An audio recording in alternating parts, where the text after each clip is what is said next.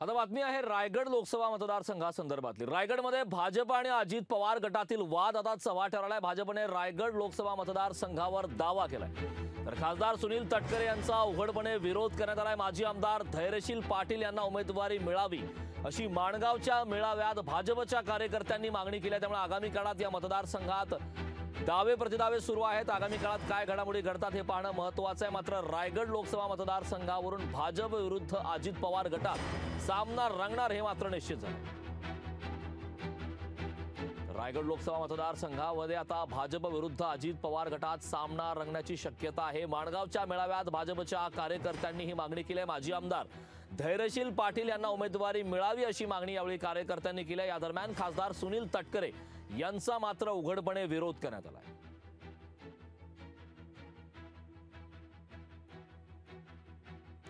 याबाबतचे ताजे अपडेट देण्यासाठी माझा सहकारी भारत गोरेगावकर आपल्यासोबत जोडलेला आहे। भारत, रायगडमध्ये आता भाजप विरुद्ध अजित पवार गटातील वाद चव्हाट्यावर आलाय। विशेष म्हणजे थेट आता खासदार सुनील तटकरे यांचा उघडपणे विरोध करण्यात येतोय। याबाबत सविस्तर काय सांगशील? कारण खरं तर जशी लोकसभाची निवडणूक जवळ येत लागलेली आहे तसं कोकणामध्ये राजकीय स्थित्यंतर बदलायला लागलेले आहेत। आज भारतीय जनता पक्षाने मंत्री रवींद्र चव्हाण यांच्या उपस्थितीमध्ये सुनील तटकरे यांचा बालेकिल्ला असणाऱ्या माणगावमध्ये जोरदार शक्ती प्रदर्शन केलं आणि निमित्त होतं बूथ कार्यकर्त्यांचा मेळावा। आणि या मेळाव्यामध्ये जर का एक संघीय सूर आपण जर पाहिला तर रायगड जिल्ह्याचं जिल्हाध्यक्षपद भाजपाचं हे माजी आमदार धैर्यशील पाटील यांच्याकडे आहे।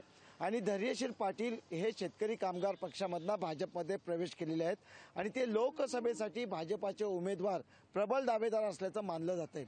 रवींद्र चव्हाण यांच्यावरती संपूर्ण कोकणाची भाजपाने जबाबदारी दिलेली आहे आणि त्यांच्या प्रमुख उपस्थितीमध्ये आज माणगावमध्ये जो मेळावा झाला तो लक्षवेधी मेळावा यासाठी ठरला कारण धैर्यशील पाटील पासून तर जिल्ह्यामधल्या आमदार पेंचे रवी पाटील असतील, त्याचबरोबर इतर पदाधिकारी असतील, यांनी उघडपणे सुनील तटकरे यांना महायुतीतनं लोकसभेची उमेदवारी देऊ नये अशी मागणी लावून धरली। आणि त्याचसोबत रायगडची जी लोकसभा आहे त्या लोकसभेवरती केवळ भाजपाचा दावा आहे असा देखील केला। आणि हे सगळं मांडत असताना धैर्यशील पाटील यांनी जे व्यासपीठावरनं भाषण केलं ते खरं तर अधोरेखित होतंय कोकण आणि रायगडमधलं राजकारण बदलण्याच्या दृष्टिकोनातून।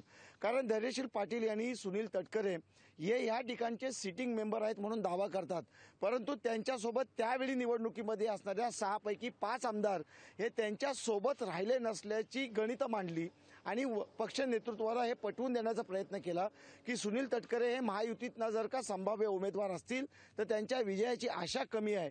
तर या उलट भारतीय जनता पक्ष हा प्रामुख्याने वाढत चाललेला आहे रायगड जिल्ह्यामध्ये आणि कोकणामध्ये। त्यामुळे सुनील तटकरेपेक्षा भाजपला ही उमेदवारी मिळणे अत्यंत गरजेचे आहे असा दावा दस्तूर खुद्द संभाव्य भाजपाचे लोकसभा उमेदवार माजी आमदार धैर्यशील पाटील यांनी केला। आणि धैर्यशील पाटील हेच रायगड जिल्हाध्यक्ष भाजपाचे असल्यामुळे आता हा वाद कुठपर्यंत टोकाला जातोय हे पाहणं महत्त्वाचं आहे। कारण सुनील तटकरे हे अजित पवार गटाचे प्रदेशाध्यक्ष आहेत आणि आताचे विद्यमान खासदार आहेत, थेट त्यांनाच टार्गेट केलं गेलंय भाजपच्या वतीने। त्यामुळे भविष्यामध्ये ही जागा अजित पवार गटाच्या राष्ट्रवादीला म्हणजे सुनील तटकरेला भाजप सोडण्याच्या मनस्थितीत नाही असं ह्या मेळाव्यातनं झालेलं आहे। आता यावरती अजित पवार गटाकडनं म्हणजे राष्ट्रवादीकडनं आणि सुनील तटकरे यांच्याकडनं नक्कीच भारत, या बाबतीत नेमकं रायगड लोकसभा मतदारसंघात आगामी काळात काय घडामोडी घडतात हे पाहणं महत्त्वाचं आहे। खूप खूप धन्यवाद या सविस्तर अशा माहितीबद्दल। लोकशाही मराठी ऐका, पहा, जागरूक रहा।